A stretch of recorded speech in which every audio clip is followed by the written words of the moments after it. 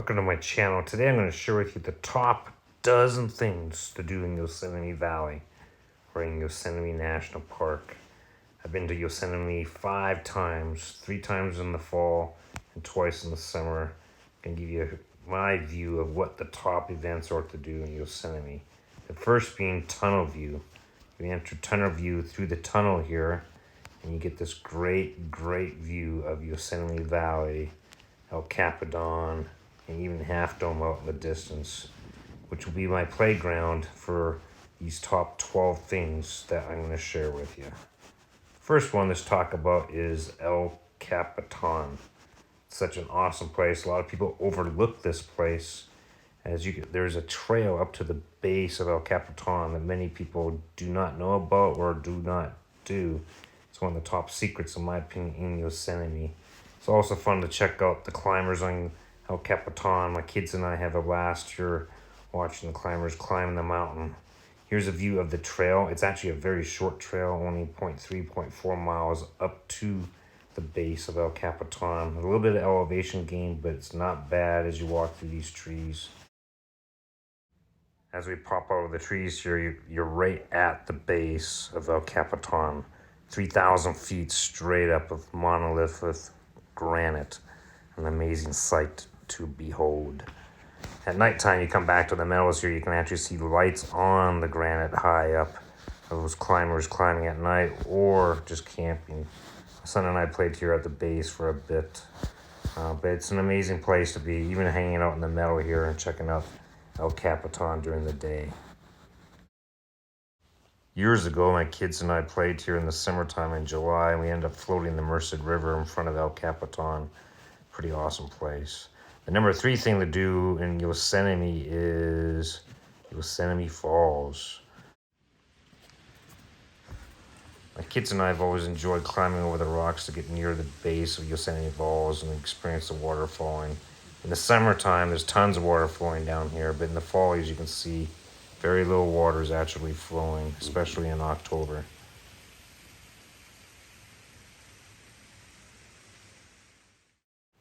Check out my channel for other information on these individual things to do. I have videos of El Capitan's hike and the hike up to Yosemite Falls posted on my channel. I'll also leave links in the description for your convenience if you want to check out more details of these spots. The 4th thing to do in Yosemite, or if you haven't, is to camp in the valley itself. So you're close to these awesome attractions. Here's one of the campgrounds in the valley. There's 3 main campgrounds in the valley. I'm going to post a future video on which campground to stay at and what are the best sites to stay at in these campgrounds, especially if you have an RV where you're trying to fit a larger rig into these old campgrounds. We enjoyed having a campfire each night in the fall to stay warm and cook some s'mores. Hot fire tonight.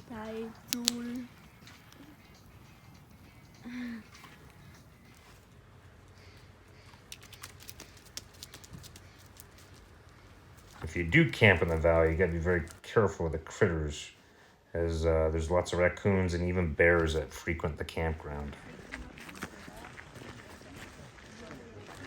The 5th thing they do in the valley is another hike called the Mist Trail. Actually, it also becomes the JMT, or the John Muir Trail.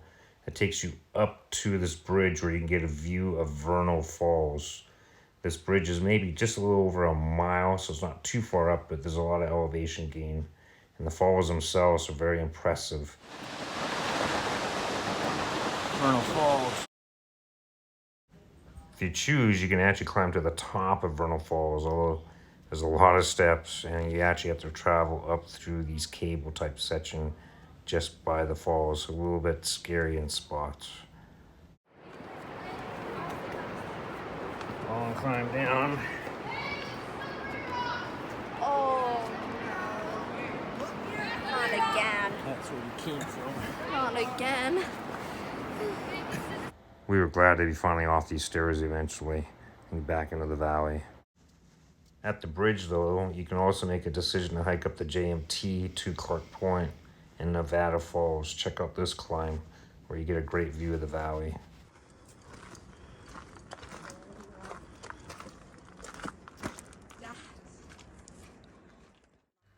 Go check out the link in the descriptions that I have posted that show you the various hikes in Yosemite that I have created short videos of if you want more information about the hikes. Hopefully that will help you find out more details of these activities you can do. The next activity to talk about is Sentinel Bridge for viewing Half Dome in the valley. The reflection off the lake or the river here, Merced River, is phenomenal as the sun starts to set at night. Another thing to do, number 7 in the valley, is actually bike the valley. The 5 times we've been here, we've always brought our bikes. There's lots of great trails throughout the valley where you can ride your bikes on that vehicles and cars cannot ride. And you get some great views of Half Dome. Check this one out. Number 8, I'm actually going to place is Curry Village. A great place to go get some food. They are known for their pizza that you can eat at the deck. They make great pizza here, fairly economical if you're trying to feed a family, and the pizza is great. If you decide to eat on the patio behind the village here, watch out for the squirrels and the ravens because they are definitely thieves trying to steal your food. The rocks behind the Curry Village are also fun to play on. These rocks were a great way to wear off some of that pizza that you might eat at Curry Village. You just have to be careful because they do get kind of steep. You got to keep an eye on how high you get.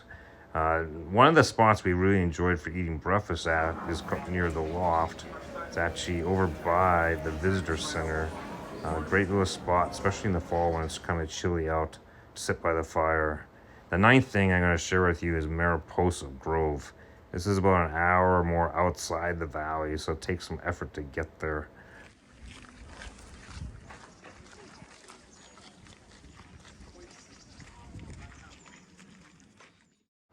One of the main loop hikes to do in Mariposa Grove is actually the hike over to the Grizzly Giant that you can see in front here. It's the largest sequoia in this grove. It's not too bad of a hike, maybe around an hour or so to do the loop hike, or hour and a half. Well worth the little hike up to the Grizzly Giant, such a large sequoia. Grizzly Giant is actually about halfway around this loop. It's a pretty nice spot to sit at and eat a little snack if you bring a snack with you. Just beyond the Grizzly Giant is the California Sequoia. Pretty cool sequoia that you can actually walk through a hole at the bottom of it. If you get time when you're driving back towards Yosemite Valley, I highly recommend checking out Glacier Point, which is actually number 10 for my list of top dozen of things to do in Yosemite. You get a great view of Half Dome, some of the falls below Nevada and Vernal Falls. If you look down close, you can actually see those falls, Nevada Falls and Vernal Falls, from a distance. If you end up trying to do a Glacier Point and Mariposa Grove, highly recommend you start early in the morning because this will be an all-day event, driving out of the valley over to the Mariposa Grove and then back to Glacier Point to check out Half Dome and some of these beautiful sights down in the valley. As you re-enter that valley, you go past BRIDALVEIL Falls. It's a nice little vista point. It's been under construction the last few years, but it's a great falls. Check these out.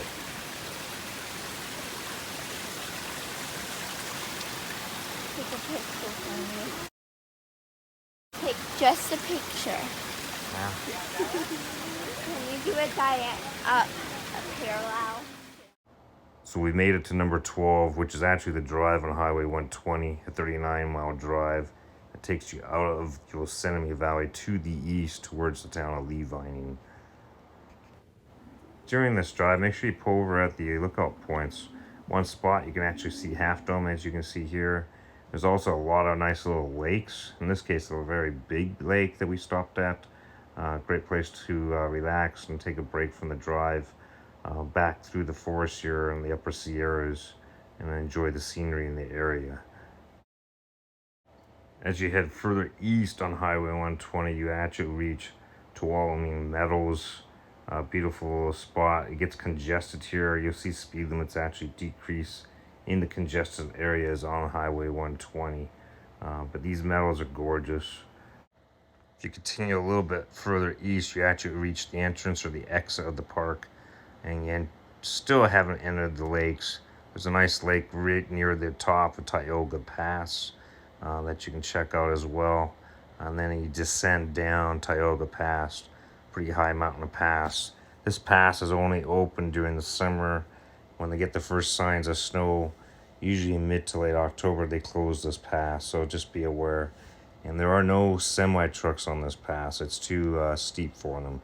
So just be cautious of how challenging this pass can be if you got a larger rig. So that's my list of the top 12 things to do in beautiful Yosemite National Park. Let me know what you think is on your list that I haven't covered in the comments below. I'm sure there's things I haven't thought of, but I appreciate you checking out the top 12 things in Yosemite. Until our next adventure, thanks for being here.